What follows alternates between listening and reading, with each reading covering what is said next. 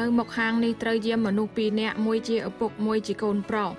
នំដុតទើបចេញក្តៅស្រួយហើយឈ្ងុយឯកូនគាត់ក៏ភ្លុកភ្លាមនេះជាថៅកែឈ្មោះ Steve គាត់ធ្វើនំដុតស្រុក Belfast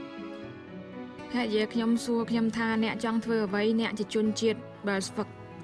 អ្វីដែលជាវត្ថុតំណាងស្រុក Belfast គឺនំដុតវាសនាមនុស្សពិតជាប្លែកមែន10ឆ្នាំជាងមុនមួយជាជនជាតិខាងជើងមួយជាជនជាតិខាងត្បូងគាត់បានស្គាល់កញ្ញាតែវ៉ាន់តាមរយៈអ៊ីនធឺណិតចុងក្រោយអ្នកទាំងពីរសម្រាប់ចិត្តផ្គុំជាគ្រួសារគាត់មកសួរខ្ញុំថាចង់រៀបការអត់ខ្ញុំក៏ឆ្លើយថាព្រមមិនថាវាយពងមាន់ដាក់ស្ករឬវាយម្សៅរបៀបធ្វើនំទាំងនេះគាត់ធ្វើយ៉ាងស្នឹកដៃប៉ុន្តែគាត់និយាយលេងថាអ្នកកុំគិតថាជនជាតិ Belfastគ្រប់រូបចេះធ្វើនំនេះអ្នកមើលចុះអ្នកគ្រូស្រីមកពិនិត្យហើយហេតុអ្វីធ្វើបែបនេះវាមិនមូលល្អទេអ្នកត្រូវធ្វើឲ្យបានមូលដំបូងគឺភរិយាគាត់រៀនចេះធ្វើនំ muffin ដោយសារចង់បើកហាងខ្លាចខ្លួនម្នាក់ឯងរត់មិនរួចពេលនោះក៏នាំស្វាមីគាត់ដែលមិនចូលសង្គ្រាមសោះលើកដំបូងតែងត្រូវភរិយាស្ដីបន្ទោសមើងម៉ាត់ណាស់